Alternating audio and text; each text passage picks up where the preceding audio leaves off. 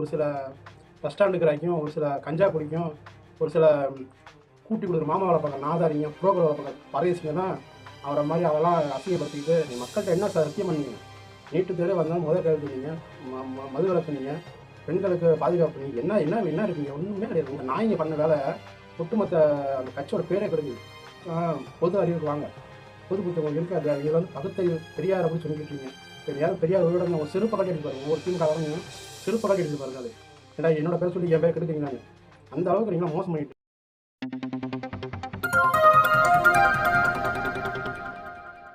மக்களுக்கு எத்தனை வாட்டி பட்டாலும் திருந்த மாட்டாங்க. விஜயகாந்த் அவர்கள் வந்து அரசியலுக்கு வந்தார், சினிமா துறையை விட்டு அரசியலுக்கு வந்தார்.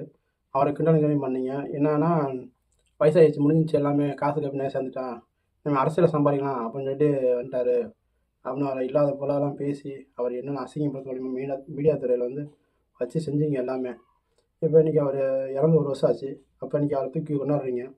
ஏன் அவர் உயிரோடு இருக்கும்போது அவரை நல்லதான் பேசி அவருக்கு நல்ல பேர் புகழ் வாங்கி கொடுத்து அவர் முதலமைச்சர் ஆக்கியிருந்தால் இன்றைக்கி இந்த நிலைமை வருமா? ஒரு கல்லூரிக்குள்ளே, அது புகழ்பெற்ற கல்லூரிக்குள்ளே, அண்ணா பல்கலைக்கழகம், அங்கே வந்து சிசிடிவி கேமரா வேலை செய்யலை, அது வேலை செய்யலை, இது வேலை செய்யலை. அப்புறம் குற்றவாளி தப்பிக்கிறதுக்காக என்னென்ன வேலை பண்ணுறீங்க இன்றைக்கி? இதுக்கெல்லாம் அரசு உடனதான், அரசு அதிகாரிகள் எல்லாமே உடனதான். இதனால் மக்களுக்கு என்ன வெட்ட வளர்ச்சியுமே தெரியும். இப்போ பிஜேபி மாநில தலைவர் திரு அண்ணாமலை அவர்கள் வந்து பார்த்திங்கன்னா சபதம் எடுத்திருக்காரு. அவர் தன்னை தானே சாட்டை அடிச்சுக்கிறேன், அவர் இன்னும் செருப்பு திமுக ஆட்சி இறங்க நான் செருப்பு போட மாட்டேன் அப்படிலாம் சொல்லி இருக்காரு. இதுவரை அவரை பற்றி நான் இந்த வீடியோ நான் போட்டது கிடையாது. ஆனால் இன்றைக்கி அவரோட செயலை பார்த்து நமக்கு கண்கலங்க வைக்குது. ஏன் எல்லாத்துக்குள்ளேயும் ஒரு ஆதங்கம் இருக்கும். அதை வந்து அவர் வெளிப்படையாக காமிச்சிட்டார். நம்ம வந்து பேசிட்டு விட்டுரும் அவ்வளோதான். ஆனால் அவர் வந்து முழுமையாக இறங்கி செய்கிறாரு. அவருக்கு வந்து ஒத்துழைக்கிறீங்க இல்லையோ, ஒதுங்கியாச்சும் போயிருங்க. அவர் அசிங்கப்படுத்தி கேவலப்படுத்தி இதெல்லாம் பண்ண வேணாம். ஒரு மனுஷனாக பாருங்கள். அவர் பின்னால் எத்தனையோ இளைஞர்கள் நிற்கிறாங்க. அவர் நல்ல பண்ணலாம் நிற்கிறாங்க. இப்போ விஜய்க்கு கூட்டம் வருது, அஜித்துக்கு கூட்டம் வருது, சிவகார்த்திகேயன் கூட்டம் வருது, விஜய் சேதுபதி கூட்டம் வருதுன்னா அது வந்து வேறு விஷயம். ஏன்னா அவர் சினிமா நடிகராக, சினிமாவுக்கு அவர் ரசிகராக இருந்து வராங்க. ஆனால் இவர் வந்து ஒரு எந்த ஒரு இதுவுமே கிடையாது. போலீஸுக்காரனால நிறைய பேர் பிடிக்காது. ஆனால் இவர் வந்து போலீஸாக இருந்து இப்போ அரசியலுக்கு வந்திருக்காரு. ஆனால் இருந்தாலுமே அவர் பின்னால் ஏன் அந்த பிரபலமான நடிகரோட கூட்டம்லாம் இங்கே வருது. அவர் உண்மையான அரசியல் உண்மையான பேசுகிறார், புள்ளி வரமாக பேசுகிறதுனால தான் அவருக்கு வந்து அவர் பேச்சை கேட்டு வராங்க.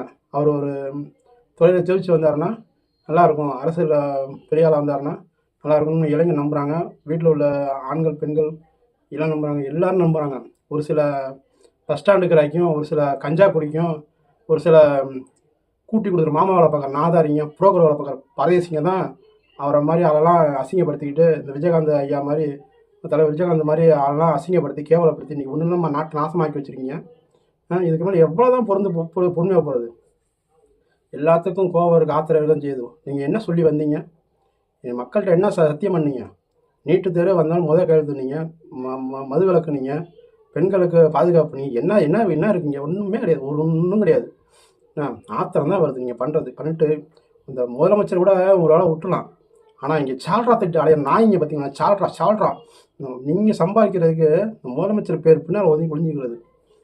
இவர் வந்து நம்ம வந்து நினைக்கிறோம் சட்டப்படியே வந்து பார்த்தீங்கன்னா முதலமைச்சர் வந்து திட்ட தேவை. அந்தந்த தொகுதியில் உள்ள எம்எல்ஏ, வட்டச்செயலாளர், கவுன்சிலர், இந்த நாய்ங்க பண்ண வேலை ஒட்டுமொத்த அந்த கட்சியோட பேரே கெடுக்குது. எல்லாம் சொல்கிறாங்க இவர் ஸ்டாலின் வந்து கண்டுக்காமல் இருக்கார், அவர் தெரிய விடாமல் ஆக்கிட்டு இருக்கீங்க. மீடியா கூட பாருங்கள் எந்த அளவுக்கு இது பண்ணிட்டு இருக்காங்க பாருங்கள்.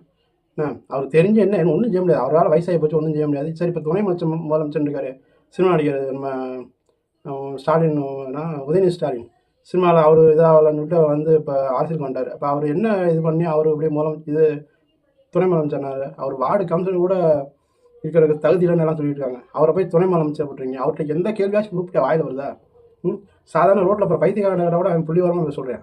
ஆனால் இவர்கிட்ட நான் வந்து சினிமா செய்தி பார்க்குறதில்ல, விளையாட்டு செய்தி பார்க்குறதில்ல, இதெல்லாம் ஒரு துணை முதலமைச்சருக்கு பேச வேண்டிய பேச்சா?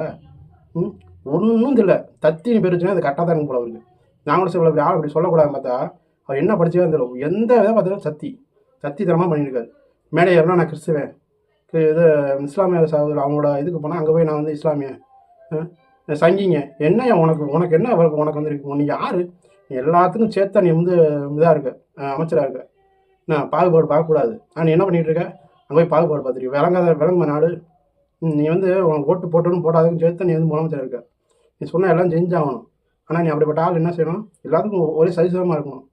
நீ நீ என்ன மதம் இருந்துட்டு போ, அது வந்து உன்னோட இஷ்டம், உன்னோட விருப்பம். நான் அதுக்குன்னு அடுத்தவன் அசிங்கப்படுத்தி தான் நான் வந்து இதாகவே.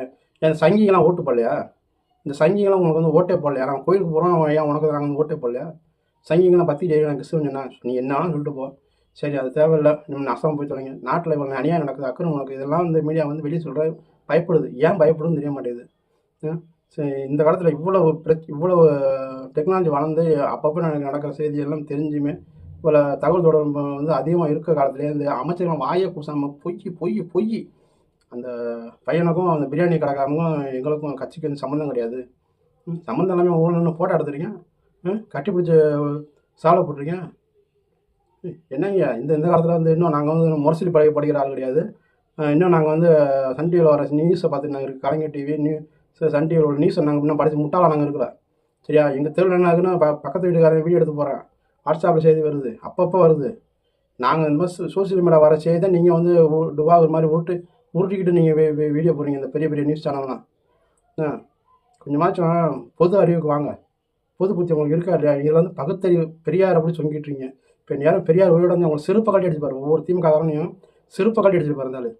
ஏன்னா என்னோட பேர் சொல்லி என் பேர் கெடுக்குறீங்களான்னு அந்த அளவுக்கு நீங்களாம் மோசம் பண்ணிட்டுருங்க. பெரியார் பின்னால் அம்பேத்கர் பின்னத்தையும் முடிஞ்சுக்கிறது ஏதாவது செஞ்சுவிட்டு நீங்களாம் விளங்குவீங்களா? நீங்களாம்